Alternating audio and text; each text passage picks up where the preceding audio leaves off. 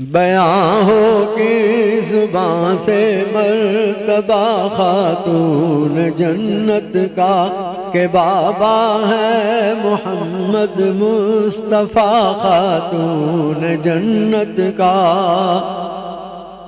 رسول پاک ان کو دیکھ کر خود اٹھ کے ملتے تھے، بڑا رتبہ ہے یہ خیر النساء خاتون جنت کا، بڑا رتبہ ہے یہ خیر النساء خاتون جنت کا۔ مکمل ہو گئی ساری کی ساری رات سجدے میں، مکمل ہو گئی ساری کی ساری رات سجدے میں، مگر سجدہ نہ پورا ہو سکا خاتون جنت کا، مگر سجدہ نہ پورا ہو سکا خاتون جنت کا۔ محمد مصطفیٰ والد ہے اور حسنین بیٹے ہیں، محمد مصطفیٰ والد ہے اور حسنین بیٹے ہیں، تو شوہر ہے علی شیر خدا خاتون جنت کا، تو شوہر ہے علی شیر خدا خاتون جنت کا۔ بیاں ہو کی زبان سے مرتبہ خاتون جنت کا۔ قبط اور اس سے پہلے کہ ہم چلیں آگے نبیہ اپنی گفتگو کی طرف، ہمارا ایک سیگمنٹ کہہ لیں آپ، ایک رپورٹ ہم آپ کو دکھاتے ہیں پیغام رمضان کی جو مساجد ہیں، اور یہ ہم نے جب سٹارٹ کیا تو بہت ہی خوبصورت سعد آباد کی مسجد جی بالکل بہت خوبصورت مسجد تھی، اور دیکھتے ہیں کہ آج کون سی مسجد ہے، پیکج دیکھتے ہیں چنیوٹ سے، آئیے دیکھتے ہیں۔ اچھا میں تو چاہ رہا تھا ویسے سرپرائز رکھتے ہیں، لیکن چلے آئیے جناب چنیوٹ کی مسجدیں دیکھتے ہیں۔ حضرت محمد صلی اللہ علیہ وآلہ وسلم کے ماننے والے جہاں بھی گئے وہاں انہوں نے رب العالمین کے حضور سجدہ ریز ہونے کے لیے مسجدیں بنوائیں اور ذکر خدا سے ان مسجدوں کو آباد کیا۔ ایسی ہی ایک مسجد چنیوٹ میں موجود ہے۔ چنیوٹ کی بادشاہی مسجد شہر کے ماتھے کا جھومر ہے۔ مقبول عام روایات کے مطابق اس مسجد کو مغل بادشاہ شاہ جہاں کے وزیر اعظم نواب سعد اللہ تھیم نے چنیوٹی پتھر سے تعمیر کرایا۔ چنیوٹی پتھر سے بنی مسجد جس کی نفاست اور خوبصورتی آج بھی دیکھنے والوں کو اپنے سیر میں جکڑ لیتی ہے۔ مسجد کے 3 بڑے گنبد ہیں۔ مسجد کے 4 کونوں پر 4 مینار بنائے گئے ہیں۔ مقامی روایات کے مطابق یہ مینار سنگ لرزاں پتھر سے بنائے گئے ہیں جنہیں ہلانے پر میناروں میں ارتعاش پیدا ہوتا ہے۔ چنیوٹ کی تاریخی مسجد آج بھی اللہ کو پکارنے والوں کے لیے جائے پناہ ہے۔ چنیوٹ مسجد کی خستہ حالی انتظامیہ کے لیے سوالیہ نشان ہے۔ حکومت وقت کو چاہیے کہ اس پر توجہ دے کر اس تاریخی ورثے کو بچایا جائے۔ کیمرہ ٹیم کے ساتھ راجہ نواز مائی، نیوز چنیوٹ۔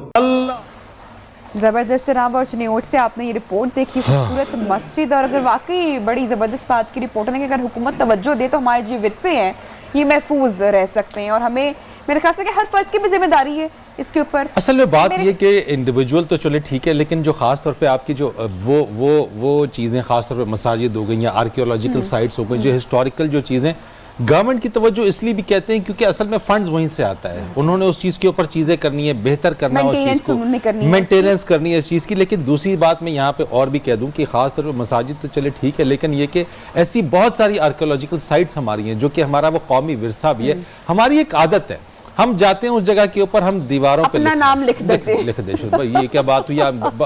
بڑی آپ کو شوق ہے، آپ لکھیں، قیامت اپنا نام لکھنے کا شوق ہے تو کوئی کام ایسا کر کے نہیں، وہ کام میں بتاتا ہوں آپ کو، اگر آپ کو یہ شوق ہے تو آپ کتاب لکھیے، हाँ। आप किताब लिखें, दरख्तों पे नाम ना ता लिखें। क़यामत आपका नाम जो है वो अमर हो जाएगा कि जनाब इमारतों ये की दीवारों किताब। पे ना लिखें। आप इमारतों की दीवारों पे लिखते हैं, आर्कियोलॉजी साइट पे आप चले जाए, जितनी मुझे कोई भी हिस्टोरिकल साइट ऐसी है जहां मैं गया हूं और मुझे उसके ऊपर कुंदा नाम नजर ना आए हो जनाब, उसके ऊपर मोहब्बतों का इजहार किया जाता दिल है, ना बना और उसमें तीर तीर ना हो। बना, यानी हम कहाँ हैं? मोहब्बत, वो कैसी मोहब्बत जो अमर ना हो, मेरे ख्याल से वो दरख्तों पर लिख कर ही वो उसको कहते हैं अमर शायद करना वैसे अमर चाहते हो हैं। ना हो, लेकिन आप जो है वो दीवार पे नाम लिख दें तो वो जिंदगी भर के लिए अमर हो जाएगी। जनाब कारनामे वो करें, उन कौमों में अपना शुमार लोगों करें, के दिलों में जिंदा रहे और साथ साथ वो काम करें जिसके ऊपर जो है वो वाकईतन आपका अमल आपको बताए कि आप जो है वो अमर हो गए। तो बहरहाल डिस्कशन के ऊपर आ जाते हैं, चीजों के ऊपर। शाह साहब, मैं फिर अपनी उस तरीके से, यानी आप, the floor is open for you. अच्छा शाह साहब, मैं एक चीज़ चाहूंगी कि आप अगर एक छोटा सा शॉर्ट कंपैरिजन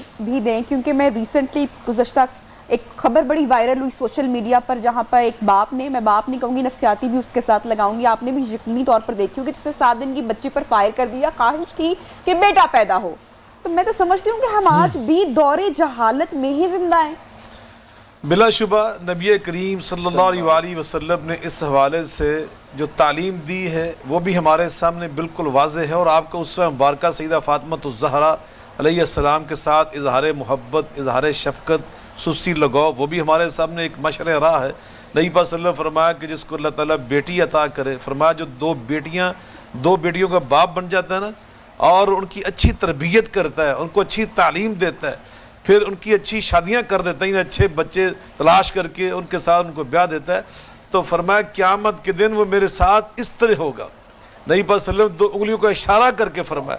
तो यकीनन ये नबी पाक अलैहि वसल्लम को उसवा मुबारक हमारे सामने कि बेटियां जो हैं ये भी बायसे बरकत हैं, और बाज़ औक़ात उनके वजूद से हमें बहुत सारी अल्लाह ताला नेमतें और आसानियाँ ज़िंदगी की अता करता है। तो इसलिए इन्हें कभी बोझ नहीं समझना चाहिए और कभी अपने लिए बायसे आर नहीं समझना चाहिए। नबी पाक सल्लल्लाहु अलैहि वसल्लम की जो आगे नस्ल चली है, ज़रा अंदाज़ा लगाएं वो किससे चली है, वो सईदा फ़ातिमा ज़हरा बेटी से चली है। इन्ना आतईना कल कौसर फसल्लि लिरब्बिका वनहर इन्ना शानियका हुवल अब्तर, जिनके बेटे थे अबू जाल और अबू लहब के, उनकी नस्लें आज दुनिया में ख़त्म हो चुकी हैं, लेकिन जिसकी बेटी थी जनाब मोहम्मद मुस्तफ़ा अहमद मुश्तबा सल्लल्लाहु अलैहि वसल्लम की सईदा फ़ातिमा ज़हरा की शक्ल में आज उनकी आल औलाद, उनकी ज़ुर्रियत, आज उनकी नस्ल आज भी अल्हम्दुलिल्लाह मौजूद है। तो मैं इस बात को आगे बढ़ाता हूँ, जैसे फरीद भाई ने कहा कि ओपन है हमारे लिए, सईदा फ़ातिमा ज़हरा की जो फ़ज़ाइल मनाक़िब आपकी सीरत मुबारक माली मशर रहा है, तो मैं ये देख रहा था। शाह साहब, मैं आप एक कतई कलामी की माज़रत चाहता हूँ, मैं चाहूँगा कि ज़रा चूँकि ब्रेक पर जाने से पहले हमने वो तस्बीह फ़ातिमा जो शाह साहब ने की थी वो उसको ज़रा एक बार दोहरा मेरे ख्याल से एवरी ब्रेक हमें वापस लौटने पर बताना चाहिए। हाँ, ये बड़ी बड़ी खूबसूरत बात है, और मैं चाहूँगा कि जो हमारे देखने वाले हैं, ख़ास तौर पर ख़वातीन हैं, वो देखें ज़रा, ये मालूमात, ये इल्म है, ऐसी बहुत सारी चीज़ें हमारे जहनों से महव हो जाती हैं। वो जो तस्बीहात फ़ातिमा में बयान कर रहा था, 34 बार अल्लाहु अकबर पढ़ना। अच्छा, और ये कब पढ़ना है? ये हर फर्दी नमाज के बाद। ये हम किस लिए पढ़ेंगे? मैं मुश्किलात की बात करता हूँ, आप हैरान हो जाएंगी नबी पाक ने क्या यहाँ बयान किया है। दूसरा 33 बार अल्हम्दुलिल्लाह, 33 बार सुबहानल्लाह, इसको याद कर लें। अच्छा, 34 बार अल्लाहु अकबर अल्लाहु अकबर अल्लाहु अकबर, और 33 बार सुबहानल्लाह, 33 बार अल्हम्दुलिल्लाह। नबी करीम अलैहिस्सलातु वस्सलाम ने यहाँ बहुत सारी बातें इरशाद फरमाई हैं, उनमें से एक दो अर्ज़ करता हूँ। एक तो ये है, इन्नहु लम यंज़िल बलाउन इल्ला बिज़्ज़ुनूब वलम यरफ़ा इल्ला बित्तौबा। इंसान की ज़िंदगी के अंदर जो मुश्किलात आती हैं, जो अभी आप बात कर रही थी, ये इंसान के गुनाहों की वजह से आती हैं, ख़ताओं की वजह से आती हैं, लेकिन जब बंदा तौबा करता है अल्लाह मुआफ़ कर देता है। लेकिन तस्बीहात फ़ातिमिया जो है ना अलैहिस्सलाम, इनके अंदर इतनी तासीर अल्लाह ने और इतना इसका अजर और सवाब रखा है। नबी करीम अलैहिस्सलाम फरमाते, जो मेरे उम्मती फ़र्ज़ी नमाज के बाद इनको पढ़ते हैं ना, अगर उसके गुनाह समंदर की जाग के बराबर हो, अंदाजा लगाइए जरा, समंदर की जाग के बराबर भी गुनाह हो, तो इनके पढ़ने से अल्लाह मुआफ कर देता है। तो जब गुनाह मुआफ होते हैं ना, तो आसानी अल्लाह नाज़िल कर देता है। आप देखेंगे हम दिन भर गुनाह करने का कितना आपको वक्त मिल जाता है, झूठ बोलने का, फरेब करने का, मकर करने का, लालच का, चुगलीखोरी का, कितना वक्त हम निकालते हैं। और अगर हम इस एक तस्बीह के लिए, शाह साहब, कितने कम वक्त में हम ये तस्बीह पढ़ सकते हैं, कोई वक्त दरकार नहीं है मेरे ख्याल। अच्छा नबी, हमें बताया जा रहा है कि कॉलर है शाह साहब, कॉलर हमारा सेगमेंट है जनाब, आपके मसाइल सेगमेंट में आपकी कॉल्स का सिलसिला जनाब जारी रहेगा। साजिद साहब ने कराची से कॉल किया, उनका सवाल शाह साहब लेंगे, डॉक्टर साहब, और हम जवाब पूछ लेते हैं जनाब। अस्सलाम वालेकुम साजिद साहब। वालेकुम सलाम फरीद भाई, कैसे हैं? ठीक हैं आप? जी अल्हम्दुलिल्लाह साजिद साहब, बहुत शुक्रिया कॉल करने का। जी फरमाइए। सबसे पहले तो मैं न्यू न्यूज़ को मुबारकबाद देता हूं कि रमज़ान की इतनी अच्छी, खूबसूरत, सादा और पुरवकार नशरियात आपने पेश की है। बहुत शुक्रिया। पहले तो सबसे पहले फरीद भाई आपसे पूछना चाहता हूं कि आपकी स्मार्टनेस का राज क्या है? आप इतने खूबसूरत, यंग, जवान हमेशा से नजर आते हैं, ये क्या राज है? ये बस अब आपकी तारीफ के बाद बस अब वजन ना बढ़ जाए खुशी के बारे में। नहीं, ये बाद में चले जी, बहुत शुक्रिया आपके क्रेडिट का। लेकिन बहरहाल ये आपकी मोहब्बतें हैं, ये वो तमाम चीज़ें जो मैं इन मोहब्बतों का मशकूर हूँ तमाम उनका। और आपका बिलखुसूस आपने कॉल की बात अपनी अगर कोई है तो हमारे पास दोनों माशाल्लाह शख्सियात अगर कोई मसला है आपका। जी सवाल। फरीद भाई एक सवाल पूछना चाहता हूँ मैं। जी सवाल ये है कि बहुत से लोग रोजा तो रखते हैं लेकिन नमाज नहीं पढ़ते, और वो ये कहते हैं कि नमाज एक अलग इबादत है और रोजा एक अलग इबादत है। जी बिल्कुल। तो नमाज पढ़ जो ना पढ़े और सिर्फ रोजा रखे तो उसको रोजे का सवाब मिलेगा? अच्छा ठीक है डॉक्टर साहब, बहुत शुक्रिया साजिद साहब कॉल करने का, thank you so much. Doctor साहब। साजिद भाई बात ये है कि जो रमज़ान है ये एक ऐसा अल्लाह ताला ने पैकेज दिया है जिसके अंदर सारी इबादत को अल्लाह ताला जमा फरमा देता है। नमाज तो हम वैसे भी पढ़ते हैं और हम पर फ़र्ज़ है, और उसके साथ साथ फिर रोज़ा भी और ज़कात भी इसी महीने में इसका अहतमाम किया जाता है। तो लिहाजा तीनों इबादत जो मरकज़ी इबादत हैं वो इस महीने में जमा हो जाती हैं। तो इसलिए पहली बात तो ये है कि अल्लाह ताला ने हमें रोज़ा रखने का मकसद जो बयान किया है, लअल्लकुम तत्तकून, ताकि तुम तकवा इख्तियार, तकवे की तरफ आओ। और उलमा ये कहते हैं कि जो अमल की मेराज है ना, अमल की जो मेराज है वो तकवा और सब्र है, और रोज़ा हमें दोनों चीज़ें सिखाता है। ठीक, ये तकवा भी लेके आता है और सब्र भी लेके आता है। और जैसे सरकार तो आलम सल्लल्लाहु अलैहि वसल्लम ने फरमाया, अगर तुम धोखा और झूठ और फरेब को नहीं छोड़ते तो तुम्हारा ये खाना पीना छोड़ना के कोई माना नहीं रखता। तो लिहाजा नमाज भी इन सलात तन्हा अनिल फहशाई वल मुनकर, कि नमाज भी तुम्हें बेहयाई और बुरे कामों से रोकती है। तो जब आप नमाज पढ़ेंगे तो ऑटोमेटिकली आप बेहयाई और बुरे कामों से रोकेंगे। और फिर रोज़ा रखा और तो रोज़े का जो सवाब है वो तो अल्लाह ताला ने अपने जिम्मे लिया हुआ। अच्छा, वो सवाल उनका ये है कि अगर रोजा आप रख रहे हैं, आप तमाम चीजें, लेकिन आप नमाज अदा नहीं कर रहे। जी बिल्कुल ऐसी, उसमें ये तो है, पहली बात तो ये कि रोजे का सवाब तो अल्लाह ने देना है, लेकिन नमाज छोड़ने का गुनाह आपको जरूर मिलेगा। लेकिन इसके साथ ताल्लुक इस तरह का नहीं है कि अगर उसने नमाज छोड़ दिया तो फिर उसका रोजा कबूल नहीं हुआ। रोजा एक अलग इबादत है, लेकिन क्योंकि मैं बता रहा हूं कि रोजा, नमाज, ज़कात, ये सारे मामलात, ये इंसान जिस रब ने हमें नमाज रोजे का हुक्म दिया उसी रब ने नमाज का हुक्म अच्छा दिया। मैं इसमें हमेशा से एक चीज कहता हूँ, वो हमें जब रोजा हम रखते थे चीजें, तो अगर कभी नमाज के वक्त पे ना उठे या नमाज की अदायगी ना हो तो हमेशा मेरी वालिदा तो कहती थी, तुम अगर रोजा रख रहे हो और नमाज नहीं पढ़ रहे हो तो फाका ही कर लिया तुमने, जरूरत नहीं है। मुझे लगता है सारी अम्मियों के ना वो मिले जुले डायलॉग्स मुझे समझ में नहीं आते कैसे एक जैसे हो जाते हैं। और ये हमेशा सुनने को मिला है उस चीज के अंदर, ये उनकी फितरत सलीमा बोल रही होती है। जी हाँ, तो वो हमेशा से हुआ कि अगर कोई एक भी नमाज अगर मिस हो गई या कोई चीज और अगर नहीं किया, फिकी तौर पे आपको बता रहा था कि रोजा जो है ना वो उससे खराब नहीं होगा नमाज ना पढ़ने से, रोजे का अलग मामला है, लेकिन ये एक फिकी तौर पे। लेकिन जो तकवे का उसमें नमाज, उसमें ज़ाहिर नमाज आप नहीं पढ़ेंगे तो फिर वो ज़ाहिर है वो सारा कुछ, ये देखिए जितनी प्रैक्टिस है रोजे की वो तो आपको ये है कि अल्लाह ताला आपको देख रहा है। तो अगर आप नमाज ही नहीं पढ़ रहे,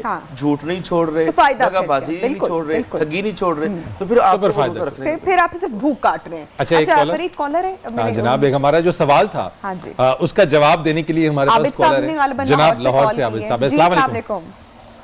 वालेकुम अस्सलाम जी, मैं सबको बड़े अदब के साथ अस्सलाम वालेकुम व रहमतुल्लाह कहता हूं जी। वालेकुम अस्सलाम जी आबिद साहब। जी अस्सलाम वालेकुम। वालेकुम अस्सलाम आबिद साहब, फरमाइएगा सवाल का जवाब आप देना चाह रहे हैं? जी मैं सवाल का जवाब देना चाह रहा हूँ जी। मैं जनाब दीजिए। जी हमारी अम्मा हजरत फातिमा रज़ियल्लाहु तआला अन्हा, बिल्कुल ठीक है जनाब, बिल्कुल दुरुस्त आपने फरमाया। सही जवाब, हमने सवाल किया था कि खातूने जन्नत का लक़ब किसको दिया गया है, और आबिद हसन ने जनाब लाहौर से कॉल की और सही जवाब बताया है। चले जवाब भी देख लेते हैं जनाब। जी प्रोड्यूसर साहब बताइए जरा सा। अच्छा रिवील हो रहा है अभी जवाब।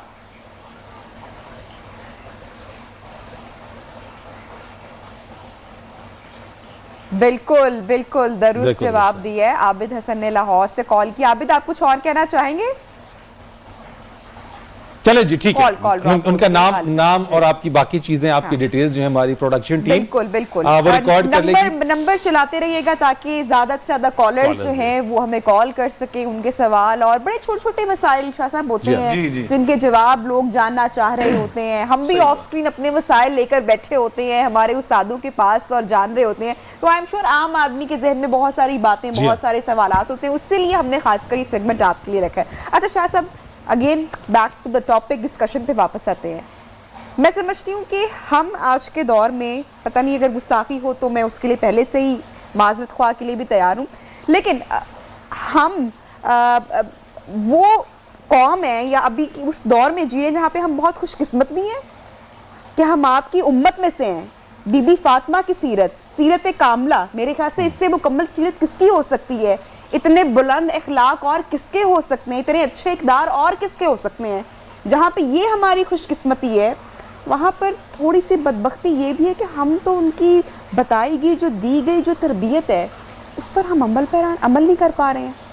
اس لیے اللہ تعالیٰ نے ہمیں مخاطب کر کے ارشاد فرمایا، یا ایھا الذین آمنوا ادخلوا فی السلم کافۃ ولا تتبعوا خطوات الشیطان انہ لکم عدو مبین۔ اے ایمان والو، اسلام میں پورے داخل ہو جو۔ اہل بیت اطہار کی جو زندگی ہے یہ ہمارے لیے اللہ نے نمونہ بنائی ہے اور یہ مشعل یہ منبع ہدایت ہے۔ نبی پاک صلی اللہ علیہ وسلم ارشاد فرماتے ہیں، جب آپ نے حجۃ الوداع کا خطبہ ارشاد فرمایا اور واپسی کا سفر آپ نے شروع کیا تو آپ نے غدیر خم کے مقام پر جو خطبہ ارشاد فرمایا صحیح مسلم کے اندر مروی ہے، آقا فرماتے ہیں انی تارکن فیکم الثقلین لن تضلوا ما تمسکتم بہما۔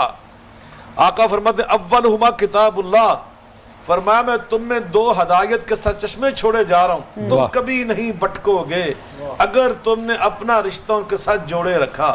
پہلی اللہ کی کتاب ہے، اس پہ آپ نے فحسم فرغم فی، امت کو اس میں ترغیب دی کہ قرآن پڑھا کرو، قرآن سے اپنا رشتہ مضبوط کرو۔ دوسرا فرمایا وہ اطرتی، وہ میری اطرت ہے۔ حضرت نواب صدیق الحسن خان رحمۃ اللہ علیہ کتاب ہے تشریف البشر، اس میں صفحہ 7 پہ ارشاد فرماتے ہیں اطرت مصطفیٰ کون ہے؟ وہ کہتے ہیں اطرت مصطفیٰ یہ حیدر مرتضیٰ، فاطمہ الزہرا، حسنین کریمین، آگے ان کی جو اولاد ہے یہ اطرت مصطفیٰ ہے۔ تو اطرت مصطفیٰ کا جو کردار آپ نے صحیح بات کی، یہ تو ہمارے لیے مشعل راہ ہے، یہ ہمارے لیے منبع ہدایت ہے۔ یعنی دو جسے کہتے ہیں کہ دو ہمارے سامنے جسے کہتے ہیں آئیکنز یا چیزیں یا مشعل راہ، آپ نے اس کو اگر پکڑ لیا، وہ انہوں نے تو آپ کو کلیہ بتا دیا، تاریخی نہیں زندگی میں، پھر سولوشن آپ کے پاس آ گیا نا۔ آقا نے خود فرمایا، بڑی خوبصورت آپ نے بات کی، آقا فرماتے ہیں میں تمہیں وہ شریعت، وہ راہ دے کے جا رہا ہوں، لیلھا کنہارھا، فرمایا اس کا دن تو ہے ہی دن نہ روشن، اس کی رات بھی دن کی طرح روشن ہوگی۔ شاہ صاحب ایک کالر ہمارے ساتھ موجود ہیں، ذرا ان کی طرف چلتے ہیں۔ اسلام آباد سے شہزاد نعیم صاحب ہمارے ساتھ ہیں۔ السلام علیکم۔ وعلیکم السلام حضرت، کیا حال ہے جناب شہزاد صاحب؟ جناب بالکل ٹھیک ٹھاک، فرمائیے۔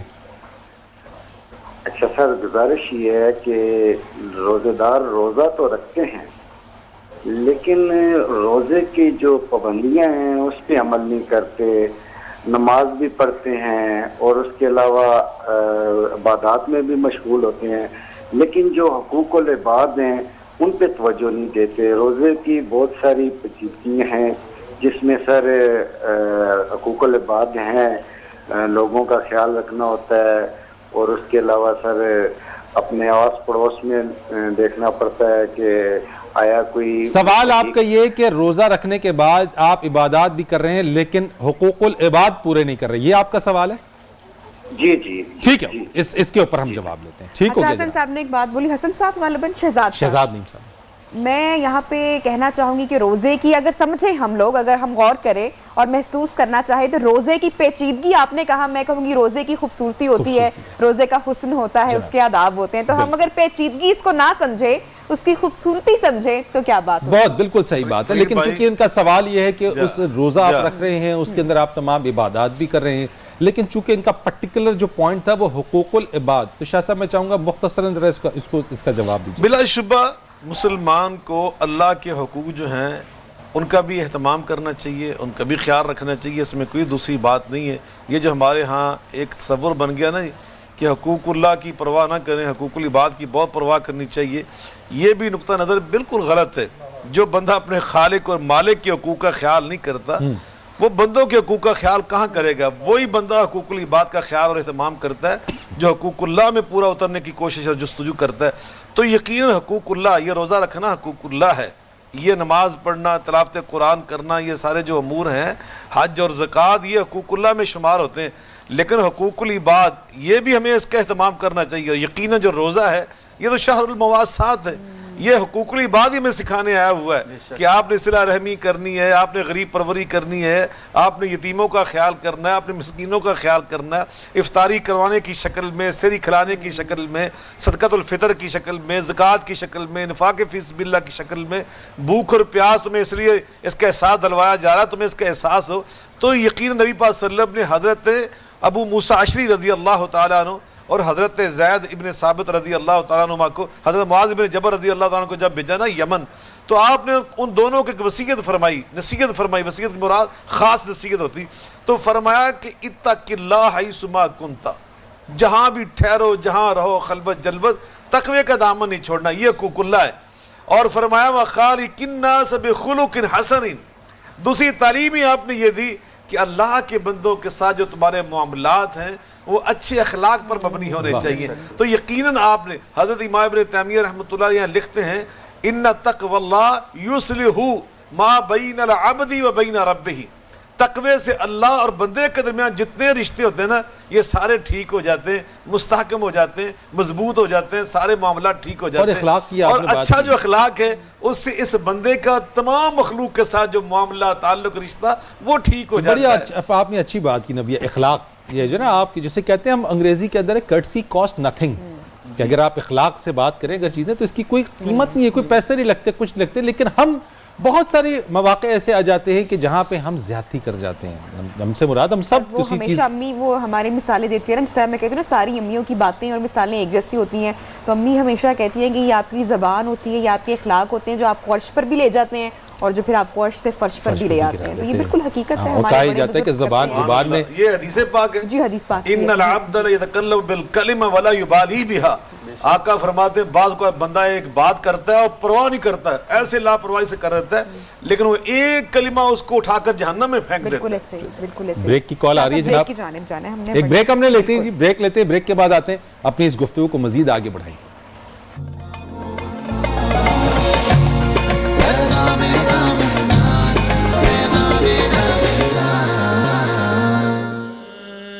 بٹتا ہے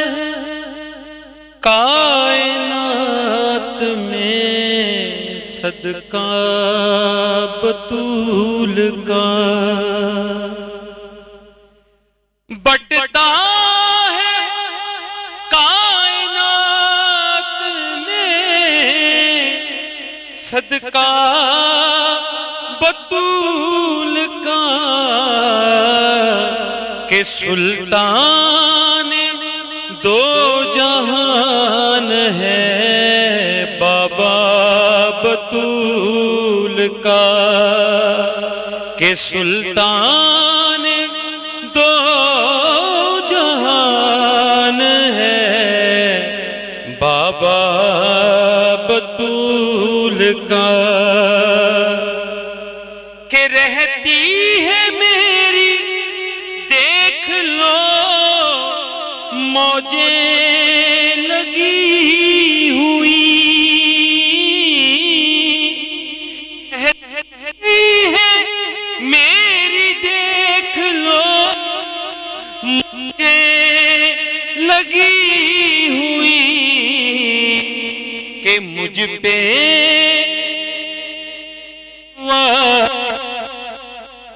یہ کیسا بطول کا۔ شاہ جی حضور آپ کی نظر، سچ ہے کہ میری اماں بھی ان کی کنیز ہے، سچ ہے کہ میری اماں بھی ان کی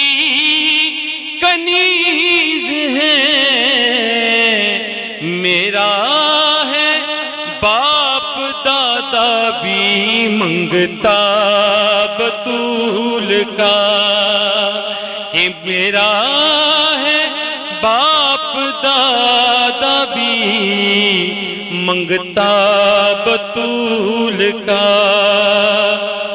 شامی بازار شام میں حیران ہیں کھڑے، شامی بازار شام میں حیران ہیں کھڑے، کہ قرآن پڑھ رہا تھا بیٹا بطول کا، قرآن پڑھ رہا تھا بیٹا بطول کا۔ اور اجمل کی ہے توقیر بھی اور پہچان بھی یہی، اجمل کی ہے توقیر بھی پہچان بھی یہی، کہ ادنا سا ایک غلام ہے زہرا بطول کا، سلطان تو جہان ہے بابا بطول کا۔ بہت بہت بہت بہت بہت گفتگو کو فرید آگے بڑھاتے ہیں جناب، اور سلسلہ صاحب کا ہمارا سیگمنٹ ہے، سلسلہ صاحب کا سیگمنٹ ہے، اور آج جن شخصیت کا ہم ذکر کرنے جا رہے ہیں، جن صحابی کا ذکر کرنا جا رہے ہیں، میں پرسنلی ان سے بڑی انسپائر ہوں۔ شاہ صاحب، ڈاکٹر صاحب، کیا ہوتا ہے کہ ہم ہمارے ہیروز کا ذکر کرتے ہیں نا، فلمی ہیروز کا بڑا ذکر کرتے ہیں، بڑا انسپریشن ان سے حاصل کرتے ہیں۔ میں سمجھتی ہوں کہ یہ ہمارے اصل ہیروز ہیں، جب ہم ان کی کہانی جانتے ہیں، پڑھتے ہیں تو رونگٹے کھڑے ہو جاتے ہیں۔ اور حضرت عمر فاروق کا جو اسلام قبول کرنے کا جو واقعہ ہے مجھے بے حد پسند ہے، اور بڑی، میں کہتا ہوں کہ جو اصحاب ہیں اور خاص طور پہ جو ہم نے سلسلہ شروع کیا اس کی وجہ بھی یہی ہے کہ اس چیز کو ریفریش کریں۔ دیکھیں، عام طور کے اوپر ہم عام زندگیوں کے اندر ہم دنیاوی تعلیم، دنیاوی چیزیں، ان کے اوپر ہم بہت زیادہ فوکس ہوتے ہیں، لیکن بہت کم ہی مواقع ایسے ہوتے ہیں جس طرف ہم ان کو پڑھیں۔ تو یہی وہ سلسلہ ہے جس کے اوپر ہم ان کے واقعات، گو کہ وقت مختصر لیکن جامع انداز میں جب گفتگو ہوتی ہے تو وہ چیزیں ذہن میں آ جاتی۔ میں چاہوں گا شاہ صاحب بھی اور ڈاکٹر صاحب بھی، دونوں ڈاکٹر صاحب، میں آپ سے آغاز کرنا چاہوں گا، ذرا اس چیز کے اوپر روشنی ڈالی حضرت عمر فاروق رضی اللہ تعالیٰ عنہ کے حوالے سے، تاکہ آپ بھی اور شاہ صاحب بھی اس چیز کے اوپر ذرا بتا سکیں۔ دیکھیں، سرکار دو عالم صلی اللہ علیہ وسلم نے فرمایا میرے دو وزیر ہیں، دو آسمانوں پر ہیں اور دو زمین پر ہیں۔ دو آسمانوں پر جو ہے وہ جبریل اور میکائیل ہے، اور زمین پر آقا علیہ السلام نے فرمایا میرے دو وزیر، ایک سیدنا صدیق اکبر ہے اور ایک حضرت عمر فاروق رضی اللہ۔ اور اسی طرح آپ مسجد نبوی میں بیٹھے ہیں اور دائیں جانب حضرت ابوبکر صدیق بیٹھے ہیں اور بائیں جانب حضرت عمر فاروق بیٹھے ہیں، اور آقا علیہ السلام نے دونوں کا ہاتھ تھاما اور آپ نے فرمایا میں اسی طرح یہاں پر بھی جیسے ہی میرے وزیر موجود ہیں، میں اسی طرح قیامت والے دن اٹھایا جاؤں گا اور ہم اسی طرح جنت میں داخل کیے جائیں گے۔ تو یہ یعنی وزارت کا کیا معنی ہے؟ یعنی وزیر اعظم اگر ایک معنی لے لیا جائے، اور آقا علیہ السلام فرما رہے میرے دو وزیر ہیں، تو سب سے دو اہم وزیر ہیں وہ سیدنا ابوبکر صدیق اور حضرت عمر فاروق رضی اللہ تعالیٰ عنہ، اور وہ پازیٹیو اور نیگیٹو، جس طرح کہتے ہیں ایک جو ہے وہ ایک ٹھنڈے مزاج والا آدمی ہے اور ایک سخت مزاج والا، بظاہر سخت مزاج والا آدمی ہے، لیکن یہ دونوں چیزیں ضروری ہوتی ہیں۔ بالکل بالکل۔ لیکن آپ دیکھیں کہ سیدنا صدیق اکبر رضی اللہ تعالیٰ عنہ اور حضرت عمر فاروق رضی اللہ تعالیٰ عنہ کا جو کمپیریزن ہے وہ یہ ہے کہ یک لخت بدل گئے سیدنا صدیق اکبر جب آپ خلافت پہ فائز ہوئے، یعنی جو ان کا روب اور دبدبہ اس طرح مشہور ہوا خلافت کے بعد، اس طرح بالکل وہ بالکل الٹ تھے اس وقت کے، یہ تو بڑے نرم مزاج اور منکسر مزاج آدمی ہیں، لیکن جب آپ خلیفہ بنے تو بالکل اس کے برعکس تھے۔ اسی طرح سیدنا صدیق اکبر رضی اللہ تعالیٰ عنہ نے جب حضرت عمر فاروق کا انتخاب کیا تو کئی لوگوں نے رائے دی کہ آپ حضرت عمر فاروق رضی اللہ تعالیٰ عنہ کو بنا رہی ہیں تو بڑے سخت مزاج اور بڑے جو ہے اس طرح کے آدمی ہیں. تو حضرت سیدنا صدیق اکبر نے فرمایا جب خلافت کا بوجھ پڑے گا تو عمر نرم ہو جائے گا. اللہ ٹھیک ہے نا. تو وہ جتنا ان کے شخصیت کو آپ آقا علیہ السلام کے دور میں دیکھتے ہیں کہ جو ان کی شخصیت وہاں پر تھی وہ بالکل برعکس ہو گئی جب آپ وہ خلیفہ بنتے ہیں. تو جو وزارت والی بات آقا علیہ السلام نے فرمائی تھی وہ بالکل سچ ثابت ہوتی ہے. لیکن بڑے ان کے ریفارمز ایز اے ایڈمنسٹریٹر، یعنی وہ آج دیکھیں کہ وہ اور اسلام جتنا پھیلا آدھی دنیا پر مسلمانوں کی حکمرانی ان کے دور حکومت میں ہوئی. اور دیکھیں اس میں جو سب سے بڑی بات کہ آپ جب ہمارے جب مختصر وقت ہوتا ہے تو جس طرح سیدنا عمر فاروق رضی اللہ تعالیٰ عنہ جب آپ اسلام لاتے ہیں جیسے وہ بتا رہی ہیں تو اس وقت دیکھیے نا کہ آقا علیہ السلام کی خوشی کا عالم دیکھیے. اچھا آپ نے مانگا دعا کر کے مانگا اور جب آپ نے پھر جس طرح آپ تلوار لہراتے ہوئے حرم میں آئے کہ اب میں مسلمان ہو گیا ہوں، اب جو ہے وہ اذان بھی ہے وہ اسی طرح بلال حبشی سے پہلے سنتے تھے کہ چھپ کر اذان ہوتی تھی اور جب آپ نے اسلام قبول کیا تو اپنی تلوار نکالی اور ہوا میں بلند کی اور کہا کہ اب کوئی ڈر کر نماز نہیں پڑھے گا. اور پھر وہی چیزیں آگے چلتے چلتے چلتے آپ دیکھیے کہ حضرت عمر فاروق رضی اللہ تعالیٰ عنہ کا ایک مجھے خوبصورت واقعہ کہ آپ اس دنیا سے جا رہے ہیں، آپ کو زخم لگا ہے اور آپ کو ایک نوجوان ملنے آیا اور حضرت عمر فاروق رضی اللہ تعالیٰ عنہ کو سے پوچھا یا خلیفۃ المسلمین آپ کا کیا حال ہے؟ کہ میرا حال ٹھیک ہے، تمہاری تہ بند کیوں ٹخنوں سے نیچے ہو گئی ہے؟ یعنی اتنا اللہ تعالیٰ کے رسول صلی اللہ علیہ وسلم کی سنتوں کو زندہ رکھنے کا اتنا خیال کہ کوئی سنت جو ہے وہ مرنے نہ پائے. اور اس لیے حضرت عمر فاروق جاتے جاتے بھی سنتوں کو زندہ کرتے ہوئے گئے ہیں. اور حضرت عمر فاروق کی جس طرح آپ ریفارمز کی بات کر رہے تھے، بے انتہا ریفارمز. اور آپ دیکھیں کہ عمر فاروق رضی اللہ تعالیٰ عنہ غزنی تک فوجیں جو ہے وہ آپ کے دور خلافت میں پہنچ گئی تھی.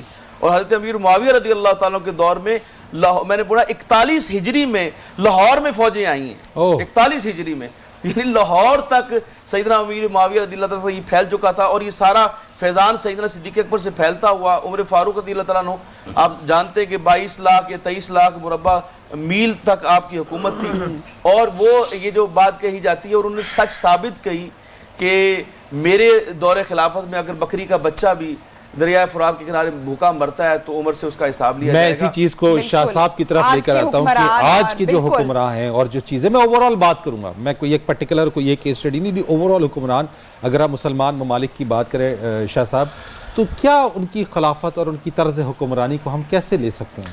بلا شبہ سیدنا عمر فاروق رضی اللہ تعالیٰ عنہ ان خلفائے راشدین میں شمار ہیں. دوسرے نمبر پہ ہیں خلیفہ دوم راشد ہیں کہ جن کے بارے میں خود رسول کریم علیہ الصلوۃ والسلام نے ارشاد فرمایا علیکم بسنتی و سنت الخلفاء الراشدین المہدیین وعضوا علیہ بالنواجذ، کہ تمہارے اوپر لازم ہے کہ میرے طرز زندگی کو تم نے اپنانا ہے. اور میرے خلفاء اور خلفاء کون سے؟ راشدین و المہدیین، ہدایت یافتہ، رشد و ہدایت کے حامل. تو فرمایا اس کو مضبوطی سے پکڑے رکھنا اگر تم نے کامیابی حاصل کرنی ہے. تو یقین حکمرانوں کے لیے رسول اللہ صلی اللہ علیہ وسلم نے ارشاد فرمایا کہ میرے جو خلفائے راشدین ہیں چونکہ ان کا منہج میرا منہج ہے، ان کا پیٹرن وہی ہے جو میرا ہے. اللہ نے قرآن پاک میں ان کے بارے میں فرمایا وعد اللہ الذین آمنوا منکم وعملوا الصالحات لیستخلفنہم فی الارض کما استخلف الذین من قبلہم. ان کی خلافت راشدہ کا ذکر اللہ قرآن میں کر رہا ہے کہ میرا یہ وعدہ تھا، یہ میں نے وعدہ پورا کیا. اور وہ طرز حکمرانی کیا تھا؟ جناب عمر فاروق کی جو ہم بات کر رہے ہیں ان کا طرز حکمرانی یہ تھا کہ آج اولیات عمر کے نام سے، اولیات عمر کہ دنیا تاریخ اسلام میں سب سے پہلے انہوں نے ان کاموں کو منظم کیا. باضابطہ فوج انہوں نے بنائی، اس کے لیے چھوڑیاں قائم کی گئی، تربیت گاہیں قائم کی گئی، باقاعدہ پولیس کا سسٹم انہوں نے قائم کیا تاکہ لوگوں کی حفاظت کے بندوبست ہو سکے. نمبر 3 انہوں نے ڈاک خانے کے جو نظام ہے نا جو ہمارے تو یہ سب سے پہلے انہوں نے شروع کیا ہے. اس کے علاوہ انہوں نے جو بیت المال کا سسٹم تھا باضابطہ باقاعدہ جناب سید عمر فاروق رضی اللہ تعالیٰ نے سب سے پہلے شروع کیا. اسی طرح انہوں نے جو شفا خانے تھے وہ قائم کیے، مسافر خانے قائم کیے. تو اس طرح کتنے سسٹم کیے کہ ایک انگریز آج کہتا ہے کہ اگر عمر فاروق رضی اللہ ایک اور پیدا ہوتا نا اسلام میں تو پوری روح اسلام، پوری روح زمین اسلام سے بھر جاتی، مسلمانوں سے بھر جاتی. تو یقین سیدنا عمر فاروق رضی اللہ تعالیٰ عنہ وہ ہے. جی ہاں، نبی کریم علیہ السلام کے بارے میں فرمایا تھا ما لقیک الشیطان سالکا فجن الا سلک فجن غیر فجے کا. میرا عمر فاروق ایسا ہے، اس کی ایمانی جلالت کا حال یہ ہے کہ مکہ مدینہ کی جس گلی سے یہ گزرتا ہے اس کو دیکھ کر شیطان اس گلی کو چھوڑ کر بھاگ جاتا ہے. عمر فاروق رضی اللہ تعالیٰ کے بارے میں میرے آقا علیہ الصلوۃ والسلام فرماتے ہیں کہ میں نے خواب میں دیکھا کہ میں دودھ پی رہا ہوں اور دودھ کا پیالہ مجھ سے باقی بچ گیا تو میں نے عمر فاروق کو دے دیا. صحیح بخاری کے اندر حدیث ہے. صحابہ کرام نے پوچھا فما اول تو یا رسول صلی اللہ علیہ وسلم، آقا اس خواب کی تعبیر کیا؟ نبوت کا خواب وہی ہوتا ہے، عام انسان کا یہ خواب نہیں ہے. تو فرمایا اس کی تعبیر کیا ہے؟ آپ فرماتے ہیں العلم، اس کی تعبیر دین کا علم ہے کہ میں نے جو دودھ پیا میرا تبرک میرے عمر فاروق نے پیا. اور ان کے علم کا حال یہ تھا کہ حضرت عبداللہ بن عمر رضی اللہ تعالیٰ عنہ بیان کرتے ہیں کہ نبی پاک صلی اللہ علیہ وسلم کی عہد مبارک میں صحابہ کرام کا بعض مسائل میں اختلاف ہو جاتا جس کے بارے میں ابھی قرآن نازل نہیں ہوتا تھا، یہ حدیث پیغمبر سامنے نہیں ہوتی تھی. آپس میں جو ان کی رائے ہوتی مختلف ہو جاتی. میرے بابا کی رائے الگ ہوتی، دوسرے اصحاب کی رائے الگ ہوتی. تھوڑی سی دیر گزرتی ہم سنتے کہ اس میں وہی نازل ہو گئی، یہ قرآن آ گیا ہے الا نزل فیہ القرآن علی نحو ما قال عمر. ہم سنتے کہ اسی طرح قرآن نازل ہوتا تھا جس طرح میرے بابا کی رائے ہوتی تھی. خود عمر فاروق فرماتے وافقنی ربی فی عشر، میرے رب نے میری موافقت میں 10 قرآن کی آیات نازل فرمائی. میں نے یہ رائے پیش کی کہ وَاتَّخِذُوا مِن مقام ابراہیم مصلی، کہ ابراہیم کا جو مقام ہے نا، مقام ابراہیم، یہاں 2 نفل ہمیں پڑھنے چاہیے. اللہ نے قرآن نازل فرما دیا. میں نے عرض کیا آقا آپ کی ازواج مطہرات ہماری مائیں ہیں، آپ کے پاس چونکہ ساری دنیا نے آنا ہے، نیک بھی ہوتے ہیں برے بھی ہوتے ہیں، ان کی نگاہیں ایک جیسی نہیں ہوتی، تو آپ کی بیویوں کے اوپر پردہ کرنا لازم ہونا چاہیے. اللہ نے قرآن کی آیت نازل فرما دی. نبی پاک علیہ الصلوۃ والسلام نے قرآن سنایا کہ وَلَقَدْ خَلَقْنَا الْإِنسَانَ، تو اس طرح کی آیات جب پڑھی کہ انسان کو ہم نے ایسے پیدا کیا ایسے پیدا کیا. تو آخر میں عمر فاروق کی زبان سے نکلا فتبارک اللہ احسن الخالقین. اس کا اختتام ایسا ہونا چاہیے. تو ادھر سے آسمان سے رب نے اسی وقت اختتام نازل کر دیا. تو 10 مقام ایسے ہیں جو عمر فاروق کہتے تھے اللہ قرآن نازل فرما دیتا تھا. شاہ صاحب میں سمجھتی ہوں کہ یہ نشست بہت چھوٹی پڑ گئی ہے حضرت اتنی بڑی ہستی کا ذکر کرتے ہوئے. اور میں ویسے پروگرام کے آغاز میں کہہ رہی تھی کہ میں فرمائش کم کرتی ہوں، لیکن پھر سے ایک اور فرمائش رکھ دیتی ہوں کہ یہ پورا عنوان ہونا چاہیے ان کی سیرت پر. یقینی طور پر آگے چل کر ہم ضرور تذکرہ کریں گے، تفصیلی طور پر تذکرہ کریں گے. ہمارے مہمانوں کا بہت شکریہ. بالکل جناب، شکریہ ادا کریں گے آج کے اس. ڈاکٹر صاحب آپ کا بہت شکریہ، شاہ صاحب آپ کا بہت شکریہ کہ آج جس موضوع کے اوپر ہم نے گفتگو کی اور دونوں اس طریقے سے ہم نے ابتدا میں جو بات کی ہے، جس ہستی کا ہم نے ذکر کیا جناب بی بی فاطمہ رضی اللہ تعالیٰ عنہ، ان کے حوالے سے بھی ہم نے کہا کہ کم پڑ جائے گا اور حضرت عمر فاروق کے حوالے سے تذکرہ ہو، لیکن ہم آئندہ آنے والے دنوں میں اس کے اوپر اور مزید مفصل گفتگو کریں گے. عمران حسن صاحب آپ کا بھی بہت شکریہ اور آپ لوگوں کا بہت شکریہ کہ آپ ہمارے ساتھ رہے آپ نے اس سحری ٹرانسمیشن کے اندر. لیکن بہرحال اجازت چاہنے سے پہلے چاہیں گے ہمدانی صاحب کی نعت رسول محمد صلی اللہ علیہ وسلم. نبی خاتم الانبیاء کے برابر نہ پہلے تھا کوئی، نہ اب ہے نہ ہوگا. محمد کا ثانی، محمد کا ہمسر، نہ پہلے تھا کوئی، نہ اب ہے نہ ہوگا. اگر ہے تو ایک ذات اللہ کی ہے جو ذات محمد سے اعلیٰ ہے، ورنہ اگر ہے تو ایک ذات اللہ کی ہے جو ذات محمد سے اعلیٰ ہے، ورنہ محمد سے اعلیٰ، محمد سے بڑھ کر نہ پہلے تھا کوئی، نہ اب ہے نہ ہوگا. محمد سے اعلیٰ، محمد سے بڑھ کر نہ پہلے تھا کوئی، نہ اب ہے نہ ہوگا. جسے حق نے بلوایا